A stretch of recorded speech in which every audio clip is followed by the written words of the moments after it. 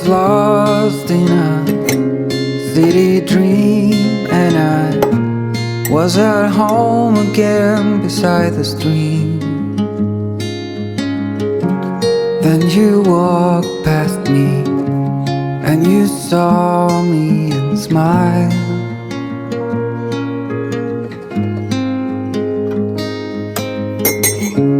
I will never forget the first time when I saw you. I thought I lost my mind. Blue and faded was blown away and left behind.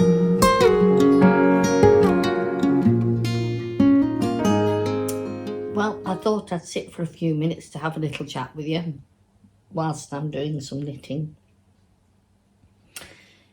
It's been a strange week weather-wise. Yesterday it snowed again. Lots of big flakes, and then the sun came out. Yesterday was Sunday, and it was the day after we changed the clocks to British summertime. So we lost an hour of sleep, which I didn't like, of course. I always like my sleep, so to lose an hour is always a pain in my books. I prefer to get an extra hour in bed, but that's the way it is for British summertime. So, yeah, it was a strange day yesterday. Big flakes of snow, sunshine, showers of snow most of the day. Anyway, today's beautiful, and the daffodils are coming out now. We've had the beautiful crocuses, haven't we? We've seen my pretty pictures of the crocuses. I've got some yellow crocuses in the front garden. I haven't taken a photograph of those. I might just do that today. So I had a little walk down the path, and it wasn't too cold either. There's a kind of a sort of a warmth in the air that you kind of not expect. Anyway, I'll just have a bit of a slurp. The throat is better this week, but there's still remnants of it, and I still feel quite tickly down here. So, obviously there's still a bit of time to go, and I mustn't overstretch the vocal cords. I find if I speak for too long that I start losing my voice. So we've got a sensitive area here, and I have to say that when I was in hospital for my breast surgery, I have a problem with my throat for intubation, so I had to have what is called an awake intubation, which means that when they start putting the tubes down, you are awake. So unfortunately, because of this problem, they froze it with some spray, which really burned. That felt like it really burned. Don't know if it did, it just felt like it. And then they put the tubes through your nose and down the back of your throat. And then just as it is coming down the back of your throat, all of a sudden you're out for the count. I didn't remember anything after that. And apparently I lay there very calmly. They said, we couldn't believe how calm you were. Yeah, I think I prepared myself well for surgery though. And I'd prepared myself for what might happen or what could happen. I was there. I think you really do have to mentally prepare yourself for something like this. Although all of that took it out of me, it took its toll, and it wasn't until I had radiotherapy that I sort of really had an emotional breakdown after that. And it's taken me a year to come round from it, really. I'm now a year past, and I'm starting to feel as if I'm getting there, you know. I do think the knitting helps. I really do think the knitting helps. And I think talking to you guys helps. It's very strange talking to a camera. But you know, when this is uploaded, there's going to be a few people listening to you the other side and seeing what you're saying. It's kind of strange. So in some ways, I don't find it hard to talk on camera. Probably harder doing face-to-face. I think I'd probably be more nervous if I was standing on a platform facing you and giving a talk or trying to describe something. I have done that before when doing clinical audit,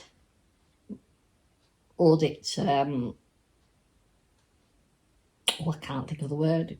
Anyway, it's clinical audit on heart failure, I think it was. I had to present to a number of consultants my findings. That I didn't find easy. I was very quiet and very nervous. I think it's because you knew that they had far more knowledge about these things than you did.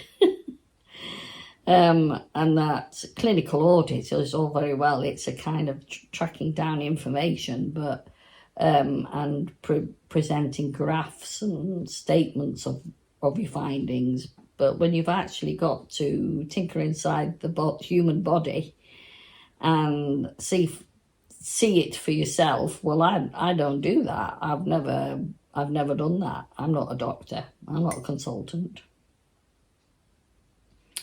So presenting to somebody that knows a lot about things, I find very nervous, makes me very nervous. But I suppose when you're talking about something you enjoy doing and you know about, then that's a different thing, isn't it? So there you go. I'll have a slurp. Today, I'm working down the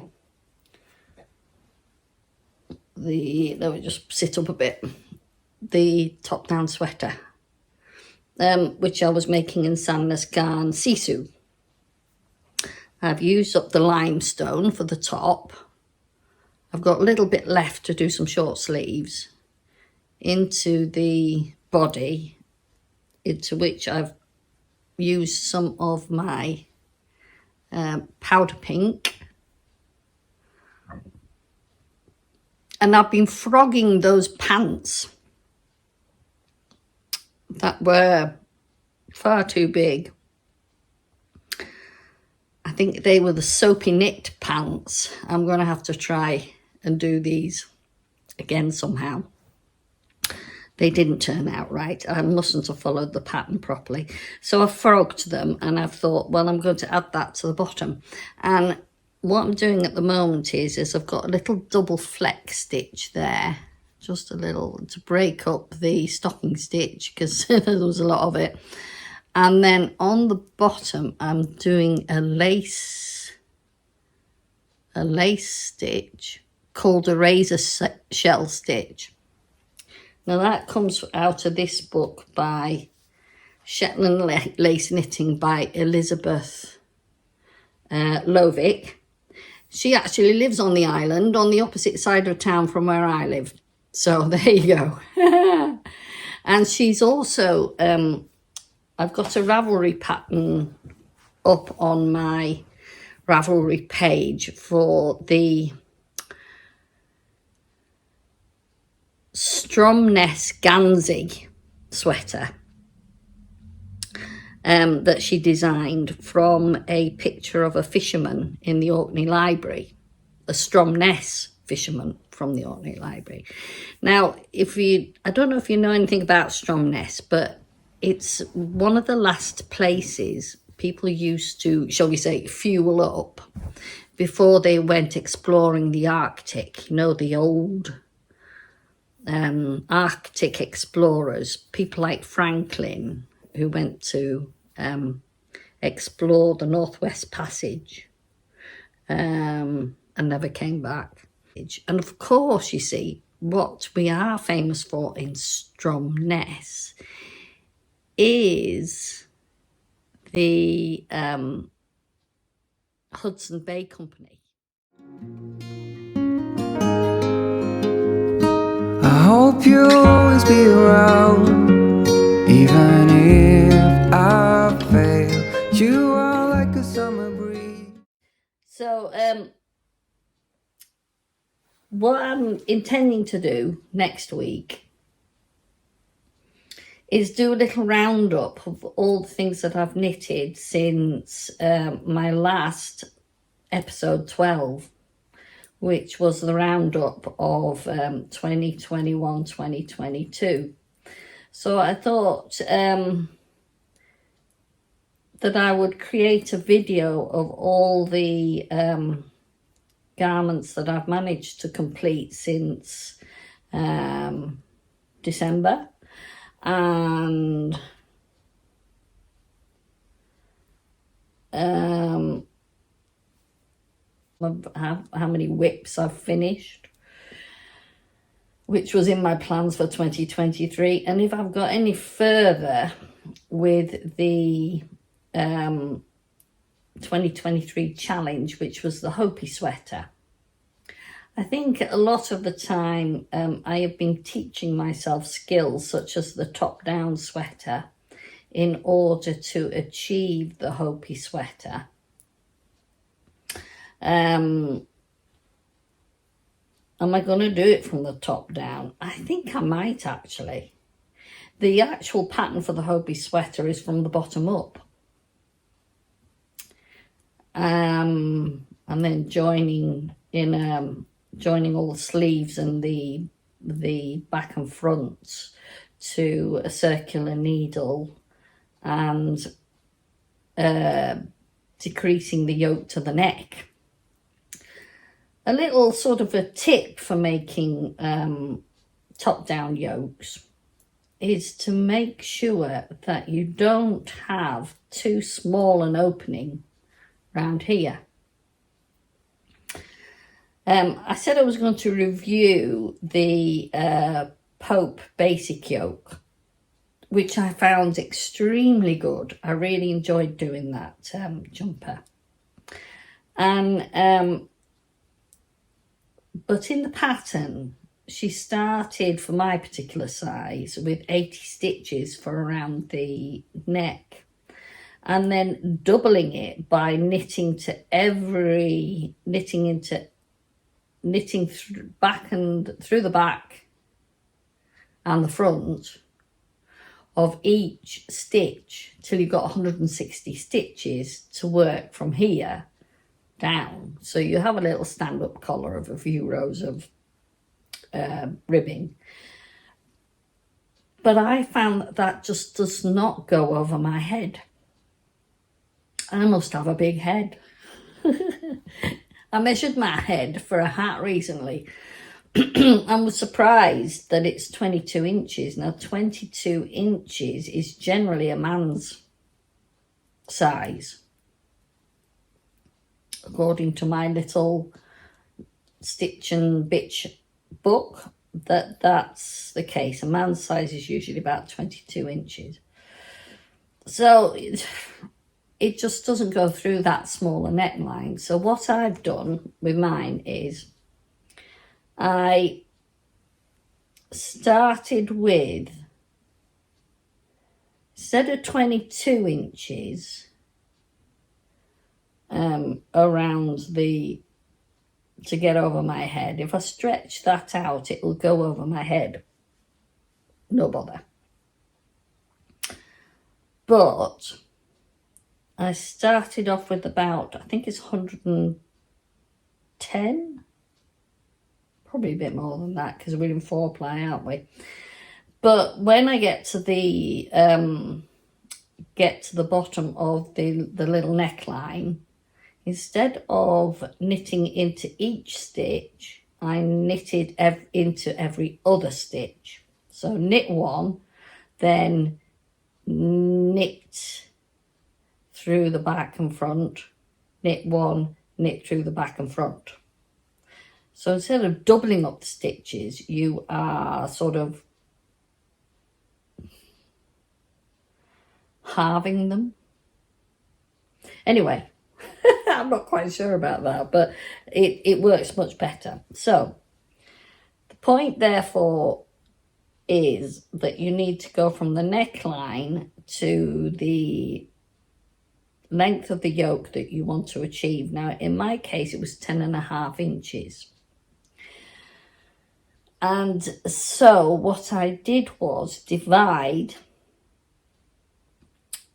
It was to calculate how many stitches I needed for my chest measurements all the way around, plus how many stitches I need for my sleeve opening. Calculated all of that. So I got a total amount of stitches, and then took away the total amount of stitches I started with, and then whatever the figure was, divided it by 1, 2, 3, 4. And that's how many stitches you need to increase at every interval. And it also, by dividing the 10.5 inches by 4, I used a 3.5 inch for the top, which kind of corresponds with the width of my shoulder. So if you work out the width of your shoulder, at top, that very first section, you can get it to fit to the shoulder edge there, all right? So mine is, say, 3.5. Now, if yours was 4.5, well, then you knit 4.5 before you start increasing again. And then, so therefore, you can divide your 10.5 into 1, 2, 3 sections. That's 2.5, that's 2.5, and that's 3.5. So, oh, and of course this bit here. That's 2.5. 2.5, 2.5, 2.5, and 3.5 make 10.5. That's how it works out. So, first row of increases is knit one, then increase in the next stitch. The second increase row is knit two, increase in the next stitch. Then this one is knit 3, increase in the next stitch. And this one is knit 4, increase in the next stitch. I think I've said that right. I'm probably going to have to write all this on the screen. Excuse the hiccups, I probably need another drink.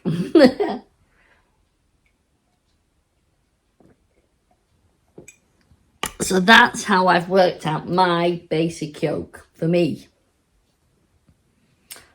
So just to recap, know how much you need to get to where you divide for your fronts, backs and sleeves. So for me, that's 10.5 inches. Divide, take out of that how much you need for your shoulder. So I did 3.5 inches for my shoulder. Then, so 10.5 take 3.5 is 10 degrees 7. Yeah, it's about 7 inches, isn't it? 7.5 inches. 10.5 take 3.5. Gee, do you know, my brain's terrible. And then divide the rest of your 10.5 inches by 3. So I've got 2.5, 2.5, 2.5. Yeah. So how many is that? 7. No. 2.5 and 2.5 is 5, and 2.5 is 7.5. I'm terribly sorry, guys. I just rubbish. I know I'm rubbish. So probably actually that's about 11 inches in total. And then divide. So, and then increase at your next, at every 2.5 inch point after that. So you've done 3.5 inches there, 2.5, 2.5, 2.5. You don't increase on the last one here, on that bit there. You just increase there. 1, 2, 3. You've increased 4 times. So that's how I do my basic yoke, because then it fits over my head and it actually doesn't do too badly. So I did try this on and it fits really quite nicely. Now the length of the body, I'm hoping, I'm working towards 23 inches from the back to the bottom of the jumper is about 23 inches. I work in inches, pounds and ounces. I'm not American. Not lived in America, and yards and stuff like that. I've lived here all my life in the UK, but when I was a child in the 60s and 70s, well, up until 1971 when we became decimalised here, we were all taught in inches and feet and yards and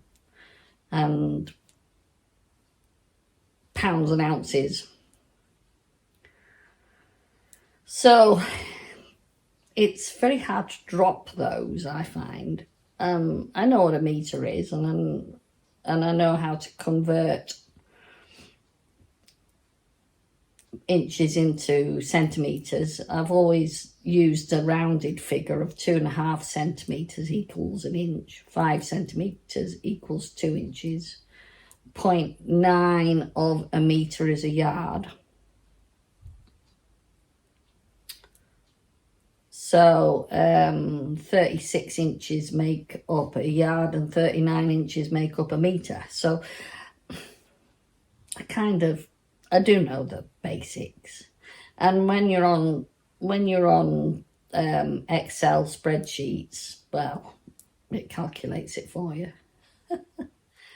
Which I do when I'm on my knitting calculator. I have it set up in yards for the amount of wool I will require, and then I convert it into meters as per a ball of wool, i.e. has yards and meters on the ball of wool. So that's how I calculate how many balls of wool I will require for a project.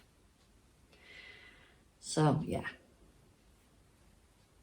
talking too much again. I think I'm going to have to shut up. Anyway, next week for the spring holiday break, which I don't know what everybody calls it. Here in the UK, they call it Easter break, when a lot of people will be at home or on school holidays.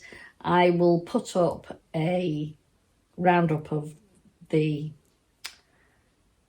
how far I've got with my projects this year and my plans for the rest of the summer. I know you all enjoyed episode 12, and I got so many views on that one. I was so thrilled to bits. And I know I'm on the bottom end of the ladder when it comes to views and subscribers, but one day some of you guys will pick me up and come and see me, and I hope you do, because I'm not one that does a lot of the easy designs. I like them. In fact, actually, I do prefer some of the easy designs because they're quick to make. That Pope Basic Yoke sweater by Pope Vergara, I just loved that, bar the neckline, which I had to adjust. I loved it. The only place I had more difficulty was at the wrist. I've got very small wrists. And I couldn't do it on a circular needle. I had to use 4 double-pointed needles to finish it. That I didn't enjoy as much. But on the whole, it's... and I know how to do magic loop, but even with magic loop, you couldn't do the wrists. So, yeah, I really enjoyed that. And it was a lovely, simple jumper to do, so it went up very quickly. But I do like a bit of a challenge, which is why I wanted to try the Hoppy Sweater by Lincoln Newman. So I shall probably be starting that through the summer. I think I'm at that point where I'm happy with the way I'm spinning yarn. I just now need to put it all together and just get on with it.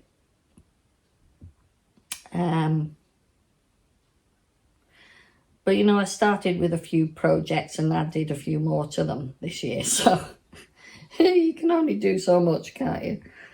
And I found another one as well. I found the denim jacket one. So anyway, that's a knitted row. Now I'm going on to a patterned row for the razor shell pattern.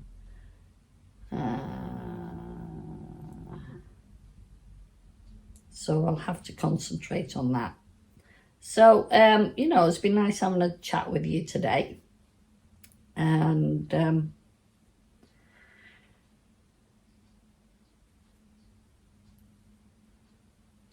I'll see you next week when, well, what date are we today? I think it's the 27th today when I'm recording this. So when is... I think it's the 7th of April that is the spring break. So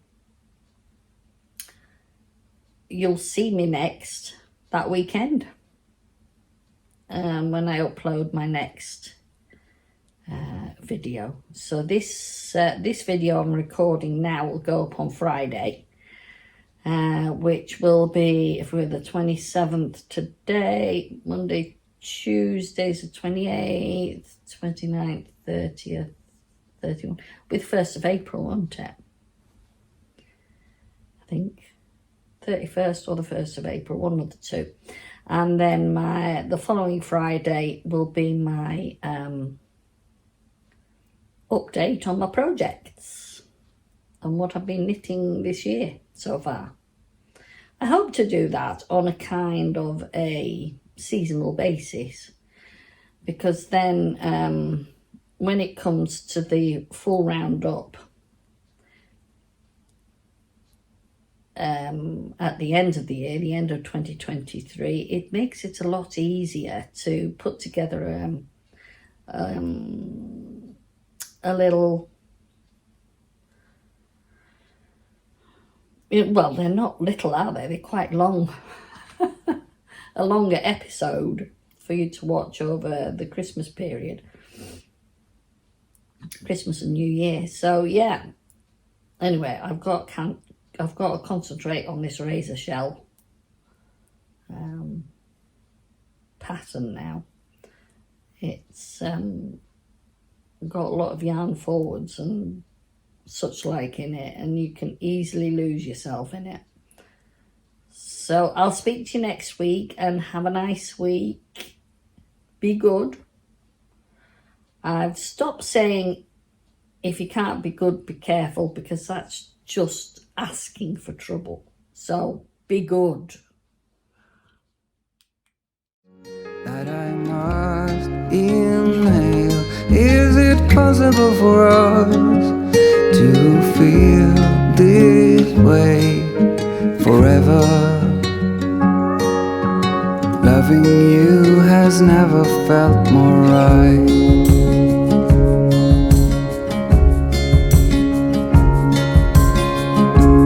Woke up lonely, and for you there is nothing in this world I